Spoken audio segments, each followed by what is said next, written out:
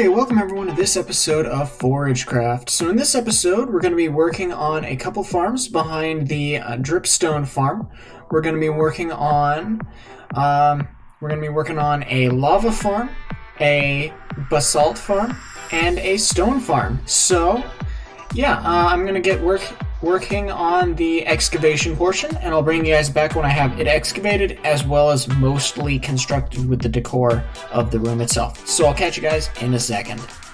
Okay, so welcome back. So I have done quite a bit of work on this. I have basically set up the base of the lava farm itself, with the dripstone and the cauldrons and the bars on the other side. We have the room built. Let's see. Yeah, so it needs to be, this is dubbed over, so yeah, we got a second layer above it, which is going to be for storage up above, but we have 11.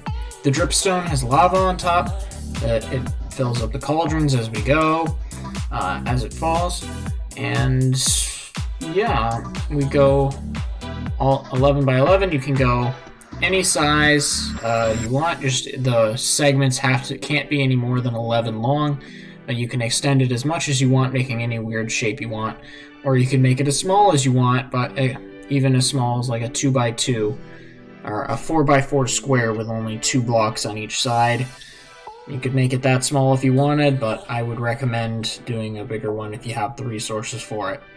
I'm planning on putting the mechanism of it inside the center, just because I can, and there's space for it there, so I may as well.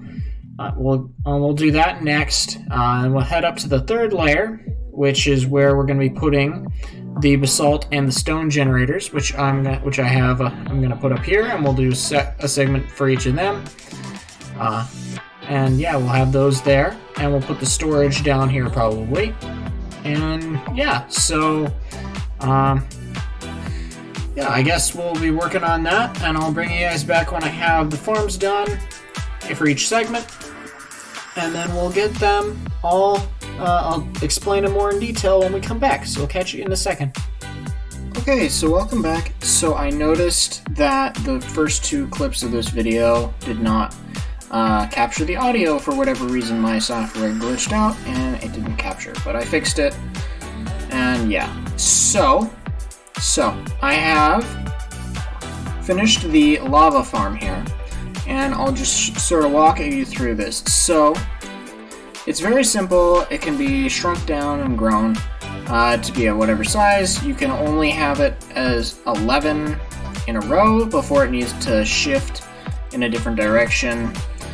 You can do any large size you want, or you can have it as small as 2 by 2 by 2, and then yeah, a 4 by 4 square, but with 2 on each side, because you don't want them in the corners. So when you want it to be running, you want to make sure there's none in the corners, and then you place it down, and then you activate a lever to, if it'll stop being laggy. Yeah, then it'll send them around like this, around and around, and then you just sort of AFK in there, and it'll auto-click. So reminder to check out the tutorial, which I mentioned earlier. So you just sort of AFK here, right-clicking with buttons, and as you make sure your inventory is completely full of items, sort of like that or whatever. You fill your inventory up with non-buckets, and then when you get a lava, it'll drop out of your inventory into this hopper into the chest. You can expand the storage system as much as you want, and it'll auto put them in. It'll auto-fill, like you just it'll drop buckets into your inventory to refill up your hotbar with buckets. So when it comes around, it'll work. So that's basically how this system works. It's very simple. And yeah. So I'm gonna get the other 2 farms, both of which are pretty much exactly the same in concept. I'll build them both, and then I'll bring you guys back when I have those done. So we'll catch you guys in a second. Oh, and there's one more thing I forgot to mention. So this farm is it's designed with observers to keep it going. So if you have a line of empty cauldrons and you don't want it to start up because it can be noisy and laggy if you leave it running, you want to take out the little, what are they called?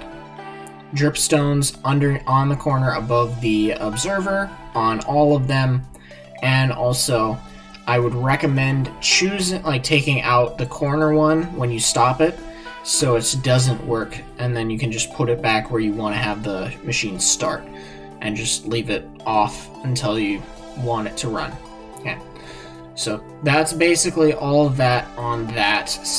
I think I might just go in more into depth on the redstone of the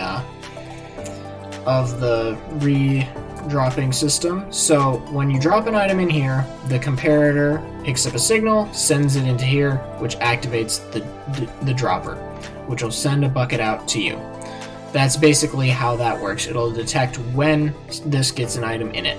So yeah, that's basically all that. So I'll catch you guys in a second when I have the basalt and the stone generators built. So see you then. Okay, so welcome back. So I have completed both of the basalt farms and the stone generator. So their mechanisms are pretty much exactly the same, minus one small thing here with the observers. So basically for basalt you need lava to flow over soul soil onto blue ice above it. Then when it turns into basalt, the observer detects it, sends a signal into the piston, pushing it, and then this repeater here, this is designed to slow down the tick and stop it from signaling so it can flow again. So that's that, and it will stop once it reaches 13, which is the max push limit. So there, yeah. And if you want to start it again, you're going to need to mine out at least these couple to be able to access it.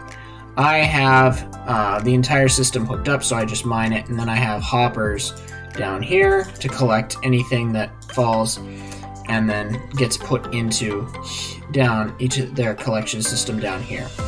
I may put trapdoors or something along the edge of this so that the items will for sure go into the hoppers and not fall onto the stairs and get trapped. That's a later on thing. Now, the difference between that and the stone generator is that due to the fact that if you want pure stone, you need to have lava flow on top of water. So, in order for that to happen, we have an observer detecting when this wall changes from straight to with the pillar, because it will change when this turns into a solid block rather than when the water moves, which would happen before, and that's not what we want. So you can, however you want the signal to go, I have it like this, one observer into another to a redstone signal, activates the piston, pushing it out, and then it'll trigger a couple times and then it'll move. Since pistons don't react that way, you just have the lava up here and the water in here like so. You do not need all these extra stairs, I just did it for decoration. And yeah, you're gonna probably want to make sure you don't have any flammable blocks nearby since there is lava accessible. So that's basically how those farms work and how that entire thing turns out. So if you guys enjoyed, like, comment, subscribe, check out my other videos in the series. Hope to see you in the next episode where we work on something else around the base. Probably another farm or maybe another room. I don't know. We'll see when it comes time. So I'll catch you guys in the next episode. See you then. Bye.